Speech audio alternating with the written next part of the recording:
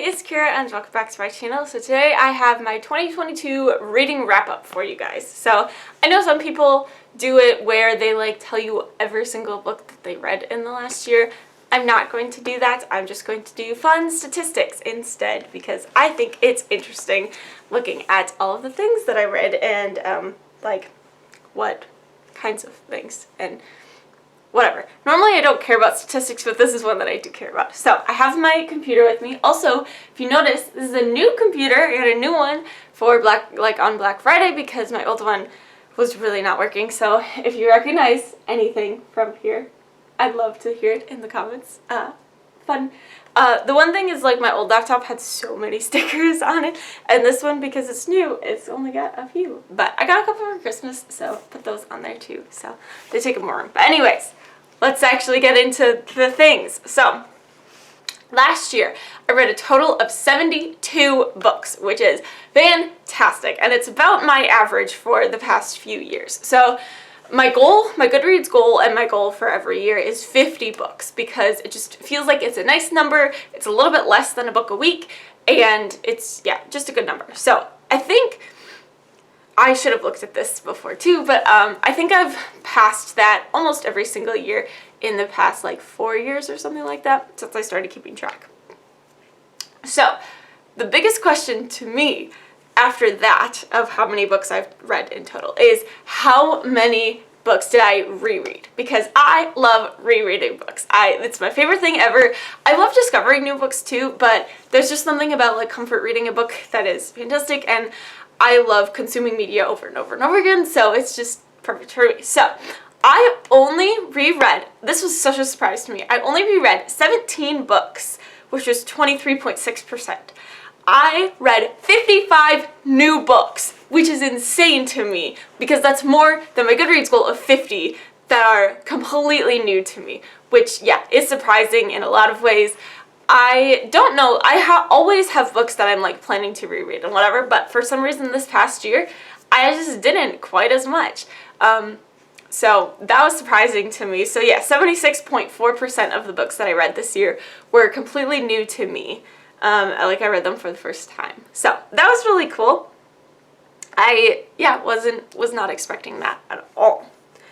The next category I have is how I got the book. So my three categories are the library, my owned books, or a friend. So friend category went down way a lot this year. So I only read 5 books that I borrowed from a friend, which is 6.9%, which honestly makes sense because I am no longer I shouldn't say in physical contact, not that. I'm no longer close, physically close to my friends who lend out books to me. So Molly was a big one, and my friend Kat was a big one when I was younger. Well, Molly more so in the past few years, but yeah, I'm still away, and then she moved away for law school, which is insane, go her.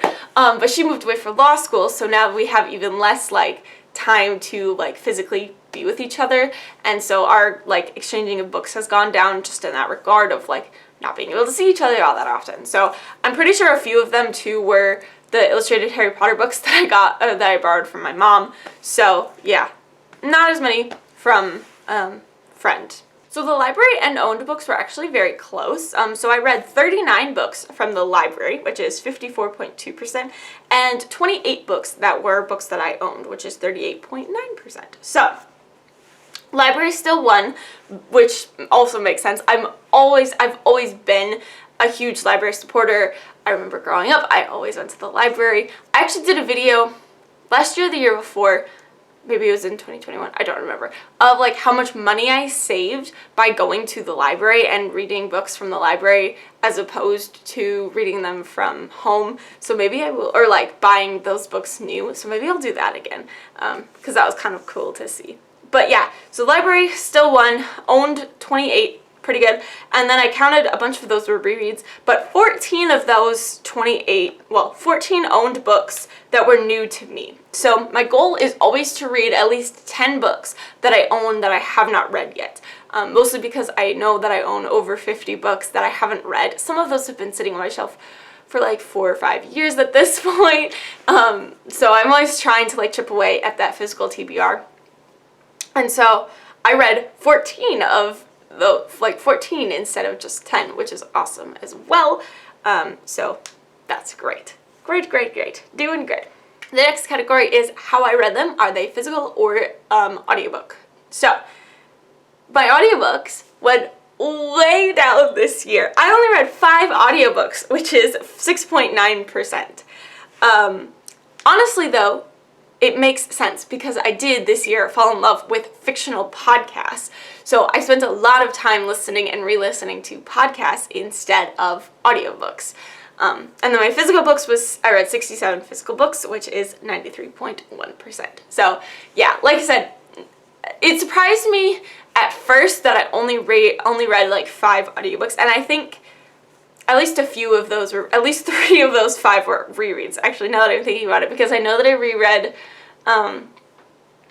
Illuminae and Gemina by Amy Coffin and Jay Kristoff, and then I also reread The Infinite Noise by Lauren Shippen.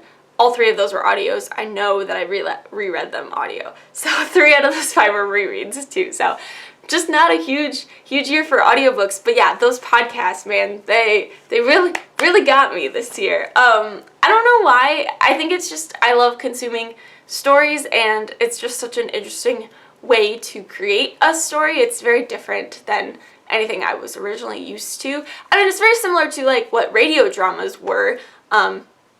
I'm not going to guess a year because that's going to be wrong. But whenever like radio dramas were super popular, I mean, it's very similar to that, but just like in a podcast instead of on the radio. So yeah, I didn't think about this, but I should have listed all the ones I listened to. So I listened to Alice Isn't Dead. I listened to a lot of Welcome to Night Vale. I like almost caught up on Welcome to Night Vale in the past year, which is kind of insane because there's like 200 episodes of that. Lots of Bright Sessions. Bright Sessions, number 1 fave for sure. I re-listened to Passenger List, which was very interesting. There was a couple more, and I listened to Greenhouse, which is also by Atypical Artists. Oh, In Strange Woods, also Atypical Artists. And then I just did Look Up by Atypical Artists because I knew that Brigg & Snow had created that one, and I'd been meaning to listen to that one. What other ones did I listen to? Oh, Penumbra Podcast, one of my favorites. So amazing. The world building in that one is fantastic.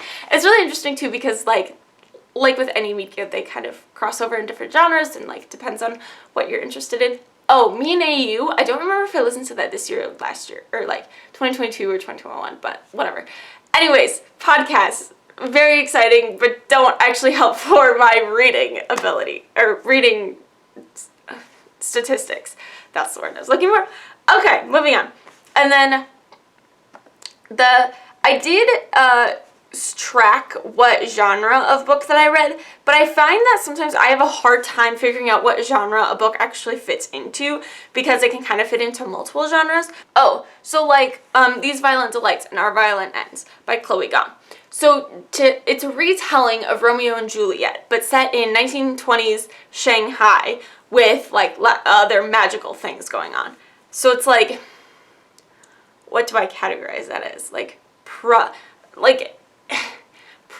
like fantasy, but it's like not originally fantasy, but then it's also like a retelling of a story that I do already know, so then I'm like, I don't know. Or like the books by Lauren Shippen, the Bright Sessions books, where it's like, okay, those are technically like in a contemporary setting, but they also have people with powers. So is that like a superhero genre? Like, I don't really know.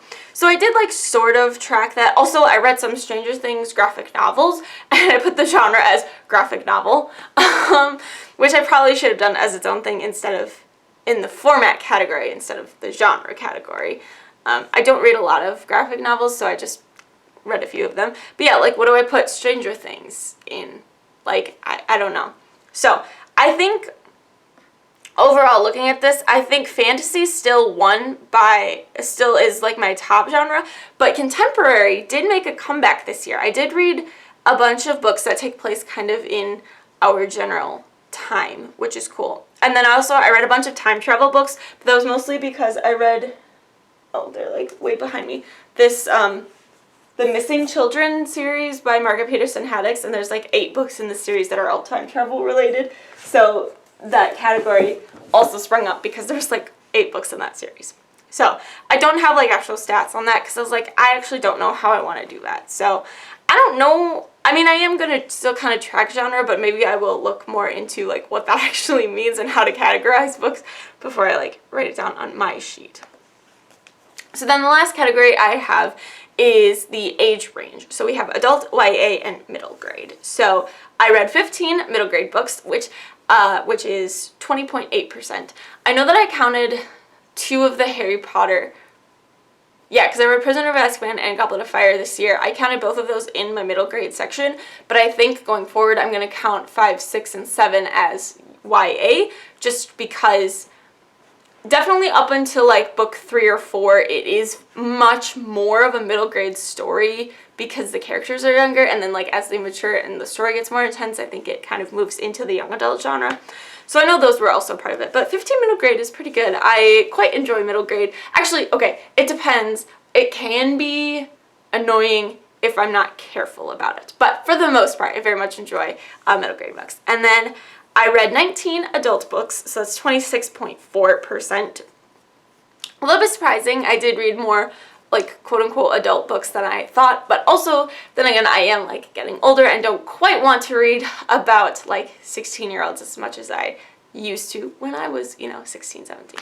But still, by far the biggest category was young adult with 38 books, which is 52.8%. So not surprising in the least. A lot of my favorites are young adult books. So, and in this next year, I'm thinking of rereading a lot of books, so I have a feeling the YA is going to stay pretty high up there. But I do have some more adult books that I am excited about, and as I grow older, kind of your reading tastes change a little bit, and you don't always want to read about those young adult characters anymore, but I still love YA very much so. So yeah, those are all the stats that I captured in the year of 2022. Comment down below, let me know how many books you guys read in the last year, and did you read a lot of physical or audiobooks? I always think that's interesting. So yeah, that's it for this video. Thank you guys so much for watching. I hope you enjoyed. If you want to follow me on social media, all my links will be in the description as always. Thanks again for watching, and I'll see you next time. Bye!